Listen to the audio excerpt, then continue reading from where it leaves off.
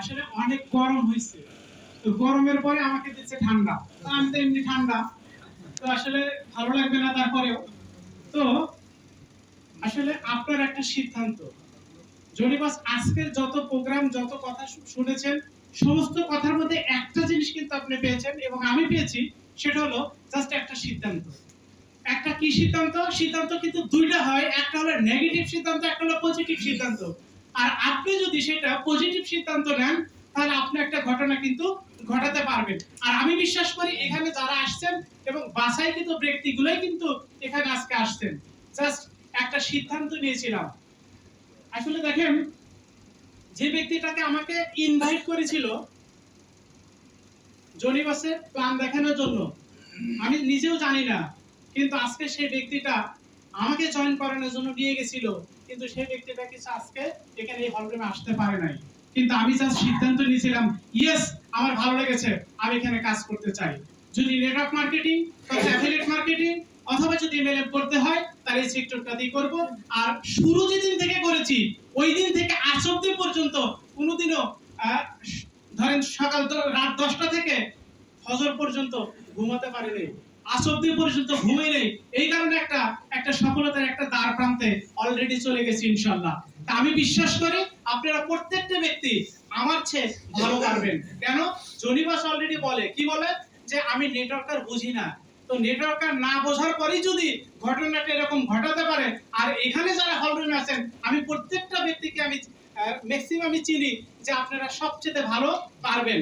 আমি বিশ্বাস করি আপনারা সবাই একটা মন থেকে একদম হার্ট থেকে যদি আপনি একটা সিদ্ধান্ত নেন, একটা পজিটিভ সিদ্ধান্ত, কারণ জীবন আপনার সিদ্ধান্তটা কার হয়? ম্যাক্সিমাম সময় হয় হলো বন্ধুদের। জীবন আমার সিদ্ধান্ত হয় কার? বন্ধুদের।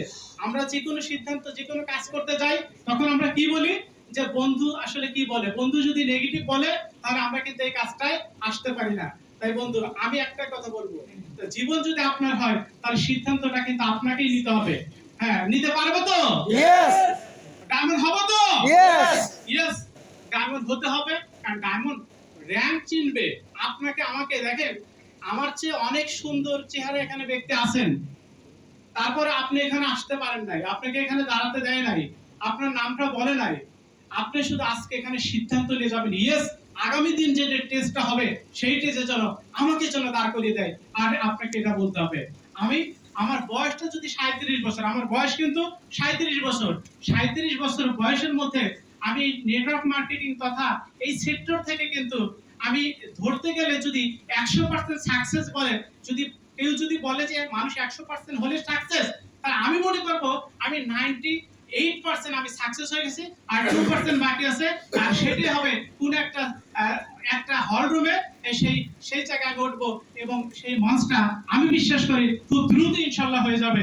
তো আমার সাথে সাথে এবং আপনারাও এই কথাটাই বলতে হবে, ইয়েস শুধু আমি করব না, আপনাকেও করতে হবে। আর এই সেক্টরটাই হলো, আমি যদি জনিবাস যখন উপরে উঠে যাবে, জনিবাস উপরে কেন উঠবে?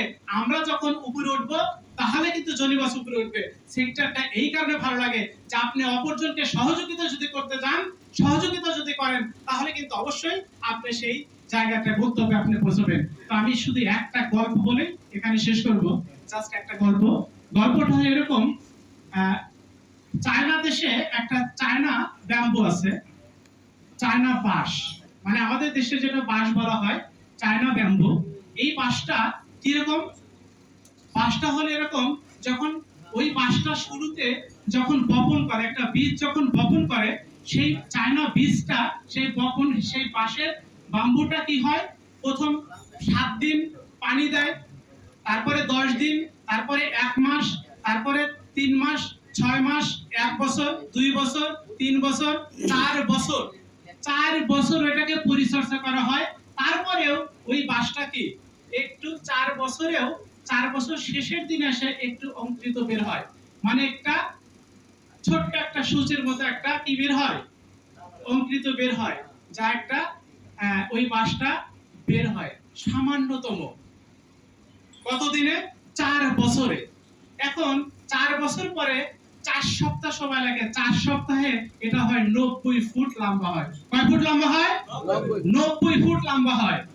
তাহলে এখন হঠাৎ করে যখন একজন ব্যক্তি ওই বাম্বুর পাশ দিয়ে যখন যাবে, ওই বাসার পাশ দিয়ে যাবে, যে তখন দেখবে যে কি ব্যাপার, এখানে এত বড় একটা বাস হয়েছে, এত বড়, কখনো তো দেখিনি। এই এত এক সপ্তাহের ভিতরে কি 4 সপ্তাহের ভিতরে এত বড় একটা বাস হইলো।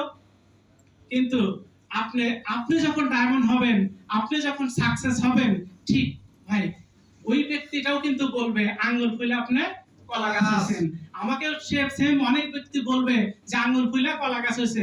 অনেকজন, আমি যে একটা ভালো অবস্থানে আছি, অনেকজন এখানে যে ভালো অবস্থানে আছে, কিন্তু হুট করে কিন্তু হয় না, হুট করে কিন্তু হবে না।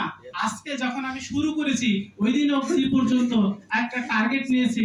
যেমন আমার একটা টার্গেট যে জানুয়ারির 14 তারিখের মধ্যে বাই হুক বাই ক্রুক যে কোনো মূল্যে আমাকে আজকের যে একটা দেখালো জনিবাস, যে একটা র্যাঙ্কের একটা দেখালো, ওই র্যাঙ্কটা আমাকে করতে হবে। একটা টার্গেট নিয়ে কিন্তু আমি কাজ করতেছি। আমি বিশ্বাস করি ওই বাসের মতো আপনারা আজকে হয়তো দেখতে পারতেছেন না, আপনারা যে অবস্থানে আছেন, আপনারা মনে করতেছেন কিভাবে উঠতে পারতেছেন না, কষ্ট হচ্ছে। আপনি মনে করেন প্ল্যান দেখাচ্ছে, উনি খাচ্ছে না, কিন্তু আমি বিশ্বাস করি প্ল্যান খাচ্ছে না, কিন্তু আপনাকে খাবে। কেন খাবে? আপনাকে ডেকে নিয়ে এসে খাবে। যাদের প্ল্যান দেখিয়েছেন তারা আপনার কাছে আসবে, এসে আপনাকে বলবে বস আমাকে জয়েন করা দেন। এরকম ঘটনা কিন্তু শুরু হয়ে গেছে ইনশাআল্লাহ। আর আমি বিশ্বাস করি এই মাসটা, এই ভাঙতি মাস শেষ হয়ে এবং জানুয়ারি ডিসেম্বর মাসে থেকে ইনশাআল্লাহ ঘটনা ঘটবে। তো ভালো থাকেন, সুস্থ থাকেন, আর একটা ডিসিশন নেন, কারণ লাইফ আপনার, সিদ্ধান্তটা আপনার নেওয়াই উচিত। আর কারণ সিদ্ধান্ত না নিয়ে আপনি শুরু করেন, এখান থেকে আপনি সাকসেস হবে। তো ভালো থাকেন, সুস্থ থাকেন, নিরাপদে থাকেন, এই প্রত্যাশায় ভালো থাকা হয় যেন। আসসালামু আলাইকুম ওয়া রাহমাতুল্লাহ। ফারুক বসের জন্য তালিটা একটু ছোট হয়ে গেছে, আর একটু বড় তালি।